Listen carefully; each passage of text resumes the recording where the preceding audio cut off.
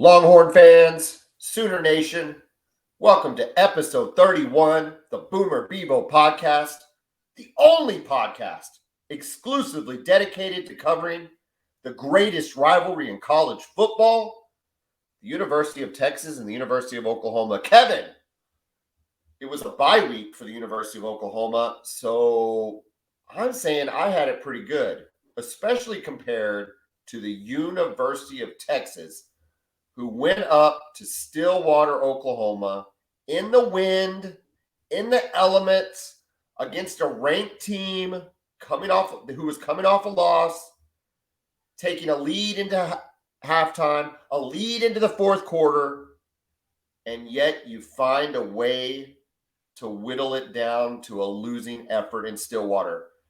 Kevin, we'll get there. We'll get there. I want everybody just to sit and watch you stew for a little bit about this game. We will get there. We will talk about Quinn Ewer's performance. We'll talk about Bijan and Roshan and Sark. You're going to have to give me something on the defense because I don't have anything that stands out there. But first, let's get to the top 25. Ohio State wins. Tennessee wins. Clemson wins. But Clemson, Dabo benches DJ Uiagalelei. Was this the right move? I think it was. The kid was turning the ball over. Too many turnovers, 2 interceptions, a fumble. You got to win the game here, right? I know you want to protect the confidence of your star quarterback, but at the end of the day, you got to win the game. And they needed a spark offensively. Even though Klubnik didn't do anything spectacular, I think just a little change of pace has helped the team. Let's face it, though, DJ hasn't been the guy. I mean, he's been marginally good at best. I mean, he's had some flashes. He's gotten better, but he's been turnover prone. He's missed easy passes. Their offense hasn't clicked last year or this year. Is he done, or do you think he's the starter the next time we see Clemson? I don't think he's done yet because I don't think we've seen enough from Klubnik to really justify making the switch permanent. I don't know if he's ready to be the guy. Well, I mean, if you listen to Dabo after the game, he said, DJ's our quarterback. Then that could be coach speak, right? We've seen coaches do different things even after saying stuff like that. But I think he'll go with DJ next week. And but again, I think his leash is going to get shorter and shorter. I find that quarterback getting pulled in situations like this fascinating because any other position on the field has 3 turnovers in a game, has 4 turnovers in a game, has 3 or 4 bad decisions in a game. They get pulled. They say, the coach says, come over here and stand by me. Let me tell you what you're doing wrong. Let me walk you through it. You can't do that with the quarterback, allegedly. But Dabo's done it now with he did it with the guy that Trevor Lawrence replaced. My mind's going blank. Kelly Bryant. Kelly Bryant. Yeah. And now he's done it with DJ. We saw Lincoln Riley do it last year with Spencer Rattler. Some would say almost too late, even though Caleb Williams was able to come back in the Cotton Bowl. But it's just not something you see. You even mentioned it that you might bring it up when we talk about the Texas game. There's just something, though, that keeps coaches from being able to make that decision. And I find it interesting that two of the most respected coaches, Nick Saban and Dabo Swinney, have both done it within recent memory, and it's worked out for them. Does that make sense? Yeah, absolutely. I thought the same thing. Speaking of Nick Saban, they go ahead and beat Mississippi State down 30-6, which is anytime you can hold a Mike Leach offense to 6 points. This was a ranked Mississippi State team, but they didn't deserve to be on the field with Alabama. Staying in the SEC, LSU knocks off Ole Miss, which was a loss for both you and I in our picks. And just really, it sucks because I hate Brian Kelly, and I hate to see him have any success in LSU. And I just get frustrated to think that Alabama at this point is almost guaranteed a trip now to the SEC championship game if this is how good Ole Miss is. Yeah, man. And look, I guess Vegas knew it, right? We talked about this. Yep. I don't know what they knew, but man, they really struggled. And we talked about Jaden Daniels, right? The quarterback from LSU. And he had a huge game, 248 yards passing with 2 touchdowns, 121 yards rushing with 3 touchdowns on the ground. Yeah, he looked having a great year. He's having a great year for LSU. So, yeah, I mean, is this going to springboard LSU for the rest of the season, right? Because Texas A&M looks down. So could they end up finishing second in the West? I think if they finish second in the West, that would be a great accomplishment for Coach Kelly in his first year, especially given the way they started the season. Absolutely. Coming off of that loss of Florida State and Tennessee, if they can somehow bounce back, I'd love to see them knock off. I'd love to see anybody knock off Alabama. But at this point, they look like the best option left because it's not going to happen at Auburn. Ole Miss just threw up a lot of question flags. I don't know. It's interesting. The other game we picked, the UCLA Bruins fall to Oregon. You picked this one correctly. You were all over Oregon. And they just look like the better team. UCLA looked outmatched. They did, man. And if you can get a game like this out of Bo Nix, 22 of 28, 283 yards and 5 touchdowns, I mean, they're going to win a lot of games if you can get that kind of performance out of a guy like that. No interceptions either. That was the biggest part. 5 touchdowns, no picks. I think it's pretty admirable what they've done recovering from that Georgia loss to go ahead and get ranked again, get back in the win column and be securely in the win column. I think Dan Lanning's showing that he can play some defense because UCLA had been putting up points. I'll say this though, for Oklahoma fan who hates USC, I think either of these teams can and will beat USC. I don't see how USC defensively stops either one of these teams. Yeah, that's their biggest issue, man. That defense is not great, and they held together okay up until that Utah game where they really, really struggled to cover. Yeah, and their pass rush isn't consistent either. Listen, the talent just isn't there for them. Not on USC side. Yeah, not on the defensive side of the ball. Absolutely not. Yeah, and if they're not forcing turnovers, that's how they got by in those first few games. I think their turnover ratio is they think they're plus 15 when it comes to turnovers, something like that. Crazy. So if they're forcing turnovers, they can be effective. But if they're not forcing turnovers, then yeah, they really can't stop anybody. Dude, that was the story of Speed D for 3 years. Was we have to have turnovers. They never really materialized. You don't know how to. I don't know that there's a magic formula for turnovers, but I would imagine playing fundamental sound defense probably leads to turnovers, and that rarely happens in an Alex Grinch D. So USC fan, get used to that. You better hope you outscore them. You know what? Something occurred to me when I was looking at the top 25 that I have beat down Tulane nearly every week on this show when I talk about Kansas State. And I say, gee, I don't know how Kansas State lost to Tulane. I don't know how Kansas State stayed under 14 points with Tulane. I didn't realize that Tulane is in the top 25. They're 6-1. Actually a good team. It's my bad. I mean, it's Tulane, man. Yeah. They're 6-1. You name a player from Tulane? Oh, I can't name him. I think of one guy. Who is it? A kid named J.P. Lossman. You remember him? He played quarterback there. Yes. That's it. And I only know him because Texas played against him when he was there. Where did he come from, though? He was a transfer from Stanford, somewhere on the West Coast, I think. Yeah. That's hilarious. Uh-huh. Okay. Well, anyway, so congratulations, Tulane. The BBP apologizes for your victory over K-State and for dogging it. Apparently, y'all are pretty good. Well, it's funny because when they remember the game against OU last year, right?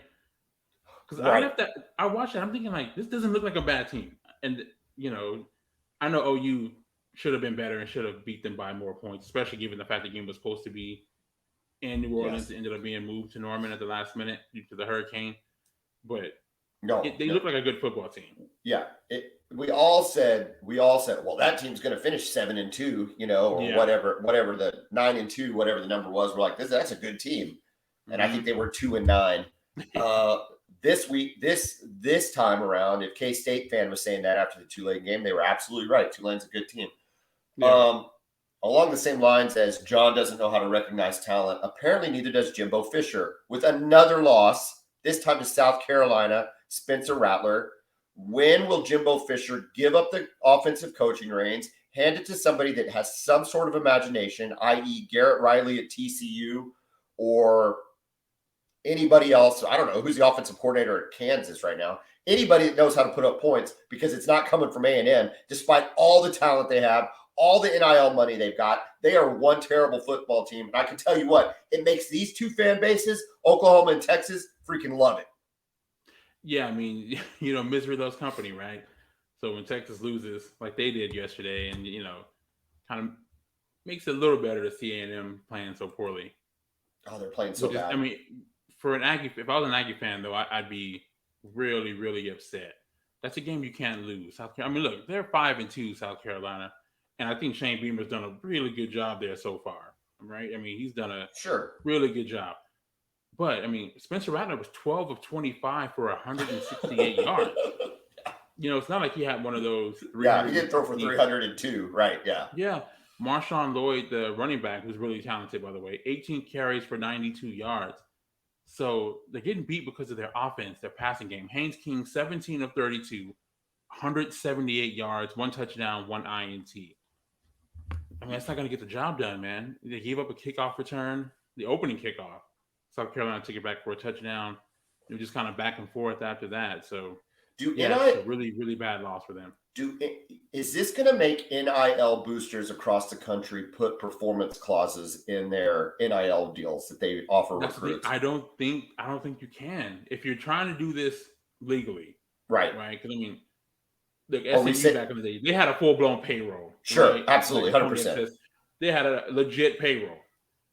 They were tracking and everything like you would normally do, like you do for Brown. Yeah, right. That's exactly right. Yeah. They had a legit payroll. If you want to do this right, it can't be performance based. It can't. Oh, you mean if you want to do it legally and by the rules? Legally, by the rules, it cannot be based on performance, playing time, any of that. Okay, that's fine. And I think everybody likes to believe. Let's say we like to believe. We believe. We'd like to believe that A&M has skirted the rules of legality this entire time. At least it feels that way.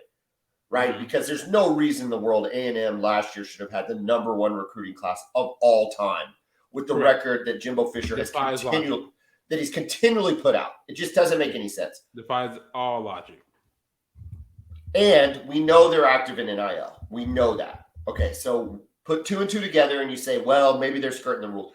I'm just wondering, and this is a serious question. I'm a business owner. I wonder. I am not invested in NIL. I've not put any money in it. I don't love the way it's going. I don't think there's any return on my investment. But some of these big boosters that are putting up big money, they've got to expect a return, either one of 2 returns, right? Either a return on their business investment so that it subsequents itself in more sales to whatever it is they're selling, or number 2, wins. If you're not getting one of those 2 things, how much longer is Aggie fan booster going to continue to give money? Now, the answer might be they keep giving money because they're stupid and they're stupid fan base and they just don't even understand what's happening in front of them. But to me, it just blows my mind. I can't imagine that scenario continuing to unfold. Yeah, and I think really their main concern is going to be the head coach more than giving the, Yeah. If you give money to the players, you're getting the players, the talent's there. And it's up to the coaches to put these kids in the best position to be successful, right? And with Jimbo's offense, all those guys he has on the offensive line and those really talented receivers, they've got 2 stud freshman receivers. Evan Stewart, I mean, listen, Texas, that was a really heartbreaking loss when he chose to go to A&M. Right now, not that his career would be better at Texas right now from a wins and losses standpoint, not much better. But at least from a production standpoint, he'd probably be our number 1 receiver because I think he's better than Xavier Worthy is right now. What's A&M's record though right now? They're 3-4 actually. 1-3 in the SEC. I mean, turning into a nightmare season for them. I was about to say Oklahoma and Texas both have winning records at least, and with all indications that we'll probably at least make a bowl game. I don't think they're making a bowl game. It looks unlikely, right? They still have. Now they do have that one late SEC bye week game. Okay, they play UMass, and UMass is one of the worst teams in the country. Yeah, so they're not losing to UMass, but they got Ole Miss at home. They've got Florida at home. That's going to be tough. They go to Auburn, which is a tough place to play, regardless of how bad Auburn has been, and then they play LSU at home. So yeah, they've got to win 3 more games, like you said, just to be bowl eligible. So it's not going to be easy for them. It's a fascinating case study in NIL and everything. Especially when you start, it's just going to be really interesting to see if boosters continue to hang on, and maybe they will. Everybody talks about A&M's fan base. Maybe they will. And also, real quick, before we move on, the recruits, right? And I know the NIL money must be great, but are they going to, even despite the potential in NIL dollars, going to start looking around? Just because, I mean, 3-4, right? I mean, if you have a losing record or even 6-6, like if you're someone like DJ Hicks, right? Do you still Yeah. sign with A&M despite that, or do you start to look around? Right? Well, I mean, listen, he can go anywhere. He can call up any school in the country and commit on the spot. this He's is that talented. this is not an A&M podcast, right? This is an Oklahoma football and a Texas football podcast. But you bring up a couple good points there. And you know what? Why not, Kevin, right? Let's dig into it. Here's the thing that you've got to ask yourself, right? Is yes, the current list of commit, the 2023 list of commits, that's a question mark. But you talk about pro teams when when the coach loses the room, okay? You're essentially dealing with what are now, in some ways, a completely unbalanced roster of people getting paid, the haves and the have-nots, and now you're not experiencing success. When you're winning, everything's great, right? Everything. Those guys that are making 7 figures on their NIL deal, the kid down at the bottom doesn't care because you're winning. That changes when you're losing, right? At 3-4, nobody is happy about that. Nobody. And so the guy that's making money, the kid that's not making money, the coaches, everybody. And so it has to amplify the possibility that you're going to lose the players that are there, even though they're getting the money. Does it make sense? No, that makes perfect sense. So perfect sense. I mean, I guess we'll see if Jimbo's able to hang on to this recruiting class. Well, hell, if Jimbo's able to hang on to his job, A, B, this recruiting class, C, the current list of players he has, and they continue to sign at a high level, that's going to be one thing. But even if all those things occur and they continue to lose, it's going to be a sign that NIL is not a guarantee for winning. It's just not. Correct. And I'm very happy that A&M gets to be the poster child for entitled NIL athletes, and I hope that continues to last for a very long time. Kevin, speaking of entitled, you know who's entitled? The insurance company. The insurance company is entitled when you have a loss and they don't want to pay you because they feel like they don't have to pay you. They feel like they only have to pay out what they decide they have to pay out. Even though for years and years and years as a policyholder, you have paid a premium month after month after month. At Brown O'Haver, we work for the insured, the person who owns the person who's paying the policy and paying the premium. We work for that person. We fight against the entitled insurance company to make sure that insureds get paid their full and fair value on their insurance claim. So if you own a home or a business and you've lost it to fire, wind, theft, whatever the case may be, and you've had to file an insurance claim and the insurance company is not paying, call Brown O'Haver, 405-735-5510. Let us work for you, not the insurance company. Well, Kevin, we made it 18 minutes and 35 seconds. Unfortunately for you, we still have to talk about what happened in Stillwater yesterday. We do. The floor is yours. Man, it was an absolute disaster. It was a disaster. We talked about this as a great opportunity for them to go up there and really stake their claim for a spot in the Big 12 championship game, right? To show that they've turned a corner, right? And this is not the same old Texas, right? We talked about that. Is this same old Texas or is this the new Texas? Well, they showed. Man, they were showing graphics at the beginning of that game where Texas had a path to the playoff. They were talking about their path to the Big 12 championship game. They were talking about the fact that Quinn Ewers would have made all the difference in the world at TCU. Or Texas Tech. I'm sorry, Texas Tech. You haven't played TCU yet. Texas Tech. It was there for the season. And the way Texas opened the game, man, you thought they were going to stake their claim. I mean, the running game looked great in the beginning, right? Bijan was doing his thing. They're running some counter and just huge holes opening up from the offensive line. Big runs from Bijan and Roschon Johnson. So it was a great start. My issue with this team, though, especially yesterday, there were several issues. The biggest one is not taking advantage of their opportunities. Okay, you remember when the controversial call of the muffed punt, right? Right. Yep. I've seen that replay 20 times. I don't know if it touched the kid's leg or not. Right, I can't There tell were- either way. I'll tell you what, the punt returner sure did not act like it touched him. He did not freak out at all. Either he did a heck of an acting job, or he didn't know it touched him. But usually it was such a weird bounce. Yeah, because it hit the ground, it went almost towards him, and then went back away from him. So the bounce made it look weird. But it's a football, man. A football can bounce. You know, I guess what I'm trying to say is based with it doing that is where it looked like it bounced, went towards him, and then back away from him. And maybe that's why the referee thought. Sure. And between that and then Keelan Robinson's reaction, either way, they got nothing from it. Nope. Okay. Later on in the game, Xavier Worthy gets a punt, takes it back to the 20-yard line. And we can't get a touchdown. So it seems like every time the game was there for the taking, they just failed to take it. Now, you're a Texas fan, so you, much like Oklahoma fan, much like myself, I can see everything that we did wrong. Oklahoma has to face Oklahoma State coming up, though. How much did Oklahoma State impact that? Did they have a defensive scheme that really worked against you guys? I think they did a really good job of adjusting their run defense in the second half. That's what that were really opening up. That's what you texted me.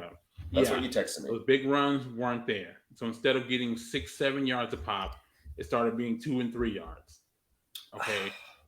I still think that Sark did not commit to the run enough.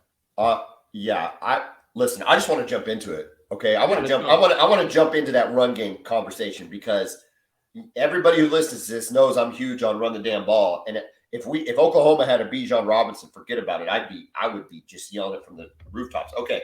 So yours, Roschon Johnson too. Yeah, I got it. So yours went 19 of 49. 19 of 49. That's 30 incompletions. Let's talk about that for a second. Hold on just a second. Okay. For 319 yards, which is not bad yardage, but on 30 incompletions, two touchdowns, 3 interceptions. So look, I hear what you're saying. My point is this, though, right? Is when you start looking at statistically, right, and you're evaluating what's occurring in the game, the odds are against you that yours is going to complete a pass. It's telling you that he's more likely to throw an incompletion than he is to throw a completion. Whether it was the wind, whether it was what they were doing on defense, whether it was a road game, it doesn't matter. He was ineffective throwing the football. You've got to run the football. Bijan, 24 carries. So now keep this in mind. 30 incompletions against 24 carries by one of the best running backs in the country, if not the best, 140 yards and a touchdown. And then your backup, who I think has been a stud lately for y'all, all year really, Roschon Johnson, only got 5 carries, Kevin. But here's the thing. He had 73 yards for 14.6 yards a carry and a touchdown. What is Sark doing? Furthermore, hold on. I'm getting fired up for you. I hate Texas. I'm saying all this with a smile on my face. For those that are listening, I am smiling. It might sound like I'm getting mad at Sark. No, I'm not. I'm simply smiling. However, just as a football fan, it's like, what the hell are you doing? Go to the fourth quarter, okay? Go to the fourth quarter. I looked this up. At the end of the third quarter, going into the fourth quarter, y'all were up 34-27, okay? Yes. I want to say it was like 2 minutes to go in the third quarter.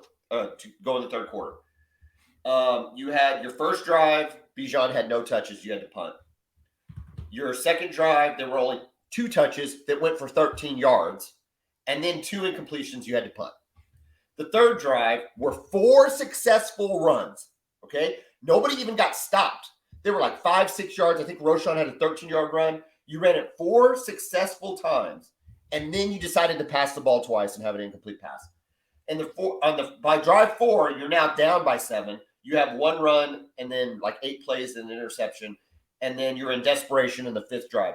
My point being is he went away from the run in the fourth quarter with the lead, okay? Correct. Either with the lead or with the tie, he went away from the run, and please explain it to me. I wish I had an explanation for it, right? 32 runs, 49 passes. Now, look, I don't know how bad the win was, right? I wasn't there, Well, right? I I was don't know at anybody who was in the stadium. I was in a soccer game on Northwest Oklahoma City, and the wind was terrible. I think it would have been a little more blocked by the stadium. Maybe it's swirling a little bit. The wind was not great. Whatever. The wind was not great. Yeah. And if that is the case, then why are you calling 49 pass plays? And all of them, not all of them, but a huge chunk of those were deep shots. It was clear from the first quarter that he just was not on. Whatever, like I said, it could be the wind, it could be something else. I know he had a glove on his throwing hand in the pregame. You didn't feel good about it on the first drive. No. The passing game was off. Quinn Ewers was off. The timing between him and Worthy and all the receivers, it just wasn't there. So I don't know if there was something with that hand, if it was a win. It doesn't matter why. All that matters is he was off, right? He was just off. And Sark needs to know that, right? He's an offensive coordinator. This is what he does. He's a quarterback's coach. He's got to have a feel for the game and a feel for where his players are at. And but all that to be said, he gets him to the fourth quarter, and even when Oklahoma State ties it, you can still run down Oklahoma State. Yeah. Like they're expecting. I don't know. I just don't know how to do it. Just keep calling deep shot after deep shot after deep shot. None of them hit. And you know have you ever seen a game with 30 incompletions before in your life? No. On any level. And you know what blows your mind too, as an Oklahoma fan, is he didn't do any of that against Oklahoma. Everything was underneath. Yes. In much more benign conditions. Okay. Yeah. Against a much more susceptible opponent. Yes. And Sark, we talked about this. After the Red River game. Sark was a patient play caller. Quinn was a patient quarterback. They took what the defense gave them. They worked it. Hit it to Bijan. Roshan worked it. That was not what you saw in this game. Not at all. And the thing with Quinn too is just he never looked comfortable at all. He never looked comfortable in the pocket. He looked jittery. He was throwing the ball away quickly instead of letting routes develop. I know you don't want to take sacks, right? You don't want to get hit. But, I mean, if he's dropping back, he goes through one or two progressions, and he's just launching the ball out of bounds. Just throwing the ball away. And then just overthrowing everybody. So whatever was going on. It was weird. I mean, Xavier Worthy, they were just off. You were up 34-24 with 2 minutes left in the third quarter. Mm-hmm. Well, I guess that's when they kicked the field goal. So up into that point. Left. Yeah. Right up into that point, you were up by 10. You were up 10. You were up 7 at halftime, and you'd really stopped them in the third quarter. They kind of stopped you too, but that was okay. That's where I have again. We're talking about that, not taking advantage of your opportunities, right? Right. Defense is playing well to start the third quarter, and we can't capitalize. We can't run the ball. We can't throw the ball. And listen, I'm not trying to take anything away from Oklahoma State. I thought they played well, but this is a team that had a ton of injuries. There were holes to be taken advantage of in that secondary and with the linebacker core. And they just did not take advantage of it. Where was Jatavian Sanders yesterday up until the fourth quarter? And if you look at, speaking of Sanders, if you look at Spencer Sanders' numbers, they were fine. I mean, these days things sound different. 34-57 for 391 yards. It's a lot of yards, 2 touchdowns and an interception, but he still had a lot of incompletions, not 30. And you can see he's injured. Right? Yeah. Like you can clearly see he's injured, and they didn't take advantage of that either. He's still making good throws. I didn't understand your offensive game plan, especially in the fourth quarter when it kind of got to nut cutting time. Well, it's been 24 hours, and I still don't understand it either. I mean, 19 of 49, I still can't believe that. Like I said, on any level, I have never seen a quarterback have 30 incompletions in one game. No, but okay. So we talked about this with the Clemson game, and we talked about pulling him. I saw some talk on Twitter about going back to Card in this next game. Are you thinking that maybe Sark had an opportunity to pull him in the third or fourth quarter? Yes, absolutely. Yes, I thought he should have. And again, I'm not talking about benching Quinn Ewers for the entire season and for the next game. but it was just clear to anybody who was watching, right? Maybe it was his shoulder. Maybe it was his shoulder. Maybe it was just hurt. I don't know if he's hurt or not. Either way, I thought he should.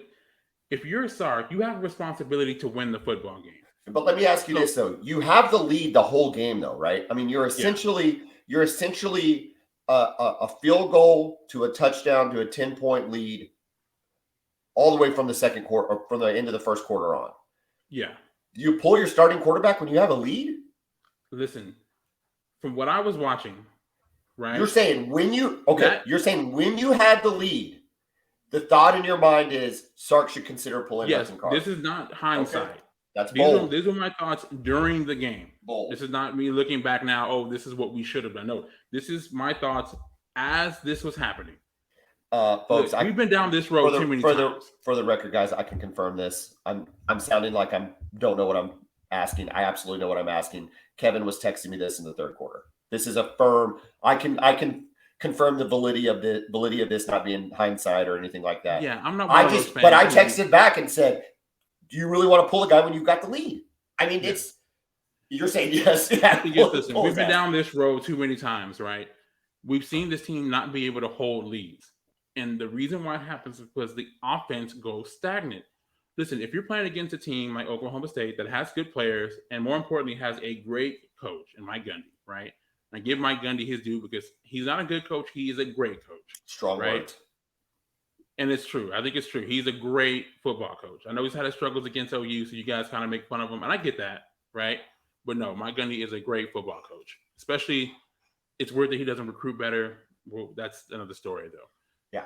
But against a coach like Mike Gundy, you can't just sit there and let your quarterback struggle while the lead is diminishing. You texted me right before the fourth quarter. You said, "Are you guys going to hold on?" And I said, "No," because the offense is not doing anything. We were playing good defensively, but if your offense keeps going 3 and out, maybe get one first down, and then go 3 and out again, eventually your defense is going to get tired. We had guys go out too, right? Remember Ryan Watts, big corner, good corner, probably our best corner. He got hurt in the Iowa State game, and that's when Xavier Hutchinson started to go off, right? He got hurt again. He didn't come back. That's when the passing game really got going. Our safety, Anthony Cook, the one who forced the fumble last week, he's injured. He got injured. He broke his arm. So once those got out, they really start. We had a walk-on playing safety, right? Well, so here's so that's why the offense has to be better. Here's some other stats. Protect that guy. Other stats that we haven't got to yet. Texas 3 for 17 on third down, and you do not have to look very far to find the symptom of that ailment. And the symptom of that ailment is not running the ball effectively on first and second down. Or I should say, not running the ball on first and second down. Yours is still a freshman quarterback. He still doesn't have the experience. He can't just put no experience at all. He can't put a team on his shoulders and go win a game. I think Texas, and I think a little bit of you, Kevin, Texas fan, has fallen into the trap of Quinn is special. We've seen this all over. Quinn's special. I think you could make the argument that Quinn is going to be special, but he's not there yet. No, he's got special talent. He's got special talent. But he's not there yet. And you've got to give him. You got to put him in opportunities to make those plays. Yeah. And when you've got Bijan Robinson and statistically a really good second in Roshan Jock, run the ball. Run the ball. Yeah. Where was the screen game? Real quick. I don't know if you saw. I was in the beginning of the game. They threw that little quick screen out to the receiver, Brennan Thompson. It was the first catch of the season. Takes it for like 60 yards down into the red zone. We ended up scoring like the next play. We never saw anything like that again. What about this? What about the short passing game to Bijan? Yeah, I think you scored a touchdown on him. Yeah, we scored on the wheel route with him. Yeah, and you didn't see it again. Never. It's like it. That is what frustrates me the most about play callers is especially Sark. He goes away from those kind of things.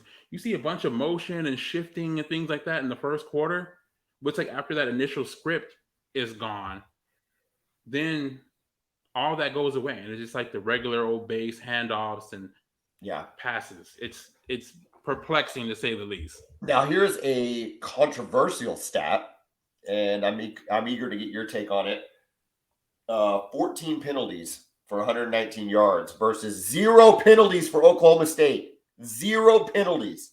So not only do you have a game where one quarterback has 30 incompletions, but then the opposing team has 0 penalties.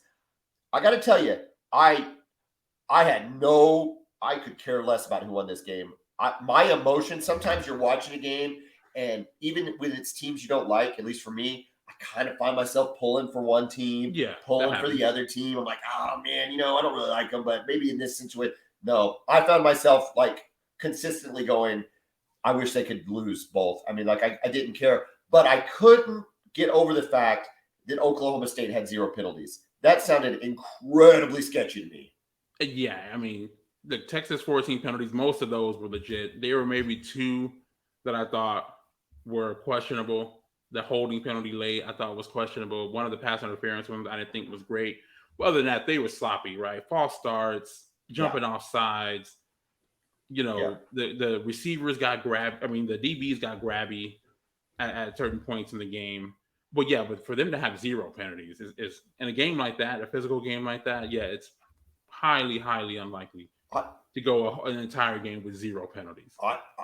I get that they're disciplined and they've got a good coach and they were playing at home, but man, you'd think a pass interference or a defensive holding a holding or offensive holding. I mean, it just seems odd and off-putting, and I don't know if the Big 12 is. I don't want to even entertain that the Big 12 is out to get Oklahoma or Texas.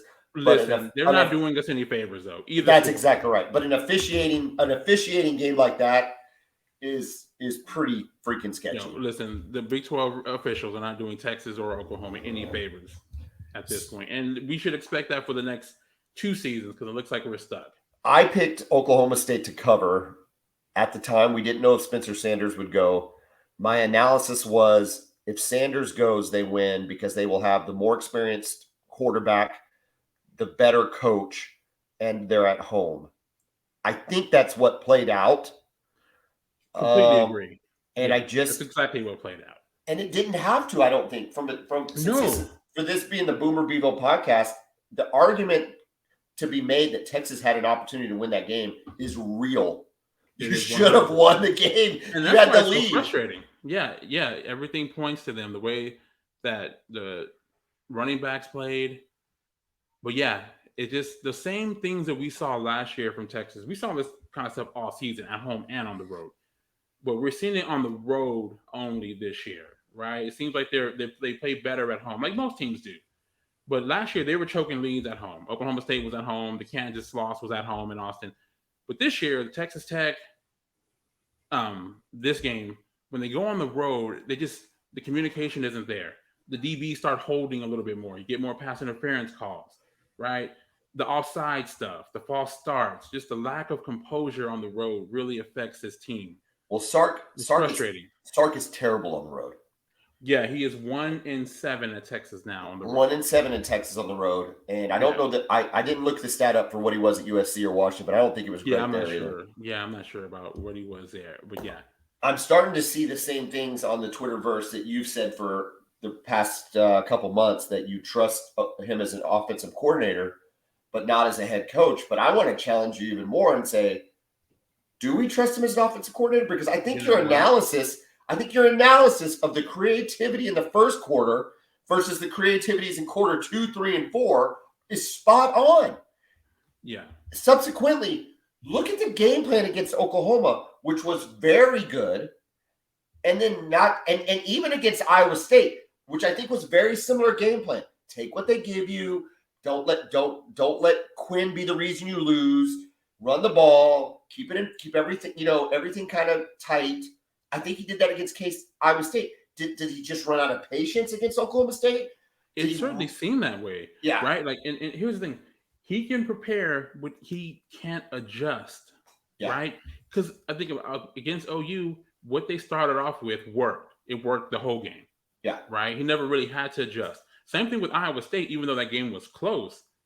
The running game was always there. It was always, it just worked so he can't adjust for some reason. right? And good coaches adjust. He can adjust. He can prepare, but not adjust. And we're in year 2 now, so it's becoming very, very concerning. You got a bye week, and then who do you play? At K-State. Listen, dude. On the road. If K-State gets Adrian Martinez back, it's going to be a ball game. It will be an absolute ball game. 100%. If they don't, do you know what he was hurt with? How bad he was hurt? I don't. And did he start the game? I mean, yeah, he was there. I saw him play in the first quarter, I thought. Yeah. So I don't know. I have no idea what happened. I will tell you this from somebody who just came off a bye week. It's incredibly relaxing. So just relax. Unfortunately for you, it's coming after a loss. Ours came after a win, but that's okay. You don't have to worry about the Big 12 championship anymore. You don't have to worry about the college football playoff, where both schools are currently playing for the Alamo Bowl. So just readjust your mindset, and you're going to be fine. We can go back to San Antonio. One of us gets to go back to San Antonio. Oh, my gosh, dude. Yeah. Listen. The Big 12, right? Let's pivot into that, right? Who's going to play for it? I mean, I think you'd have to say TCU is the overwhelming favorite to make the game, right? I think Oklahoma State is very beatable. They're a great team. They're beatable. They're beatable, but at this point, let's look at Oklahoma State's schedule.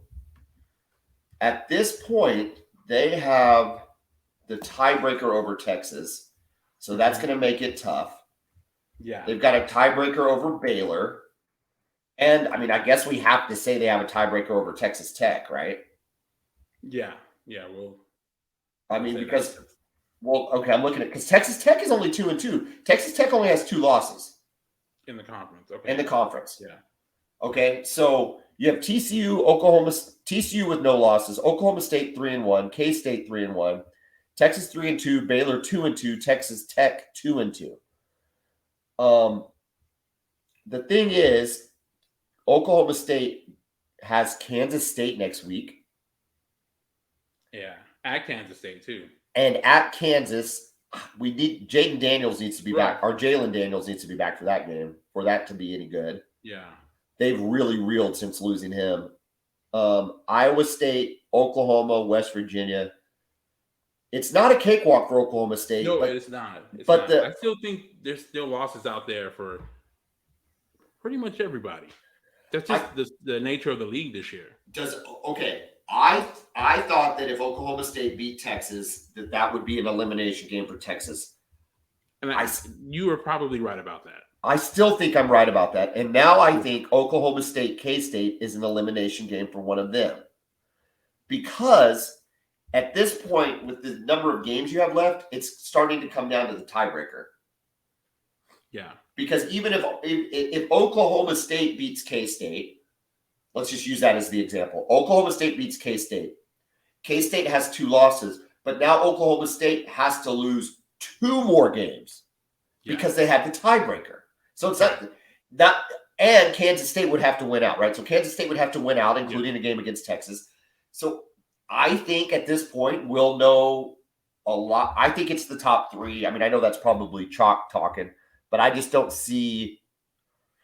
I mean, let's face it, right? We don't see Texas Tech making a run. I guess Baylor. Yeah, I mean, they're starting to play better, right? But Baylor, let's see. Has Baylor played TCU yet? I don't think so. I'm pulling them up. Baylor's got Tech, OU, K-State, and TCU, and Texas. So I just don't think Baylor is making a run all the way through that. Yeah, I mean, neither. I think this thing is still open, right? I think I don't think Texas, I saw too many bad things from them to think they even have a shot. So this is not me being a homer here, but I think they could still be a team. I don't think it's a lock that it'll be TCU and Oklahoma State for a rematch. So I think if anybody can upset the top 3, all right, I think I think TCU is firmly in. And then I think next week determines whether it's Oklahoma State or K-State in terms of being in the driver's seat. The only person that can upset that apple cart is Baylor because they have everybody in front of them. Yeah. Now, listen, though. That Bedlam game is not going to be easy for Oklahoma State. No. Not if we're It's putting not going points to up. be. Not if Exactly. not if you see the offense that we saw against Kansas. Yes, that's the thing. You can put Dylan Gabriel out there. You can put points up. Yeah. And that secondary, Texas did a horrible job of exploiting it yesterday, but there are plays to be made against that secondary, the way they cover. If your quarterback can throw accurately, it gives you a chance. Now, I know Bedlam November 19th? The weather's likely not going to be good. It's probably going to be windy, right? But it's at least going to be colder, I would think. Yeah. So, I mean, you guys can have an opportunity to potentially play spoiler and ruin Oklahoma State's season. Oh, which I think, given the season that OU has, I mean, that would be pretty cool. It would be, yeah. I mean, Oklahoma has a chance to ruin Baylor's season, Oklahoma State's season. I don't know. Even Texas Tech's making a little bit of a run. It is open. I just at this point, I'll just say this, man. This league has been fun this year. This has been the best the Big 12 has been top to bottom in a long time. It really has, and I think so much of it is the quarterbacks. I think it's having those experienced quarterbacks. Yeah, we're seeing that play out, right? Yeah. We saw that with yesterday, right? When Dylan Gabriel was playing.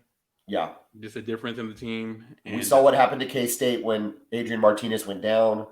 Mm-hmm. TCU continues. And TCU with Duggan, continues. That's been there for 4 years. Okay, well, hey, you're on a bye week. Oklahoma has Iowa State at Iowa State.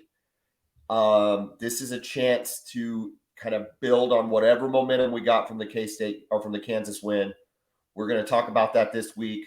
We'll catch up some more on how Texas is regrouping, but it's a pretty good show, Kevin. You know what I like? This is the problem with you as a Texas fan is you're not obnoxious and you come with facts and your analysis is usually spot on. And I think you nailed exactly why y'all got beat. It's run the damn ball. Just run the damn ball. If you're out there, Sark, Levy, BV, whoever it is, run the damn ball. All right. We'll talk to you next week. Boomer. Took him.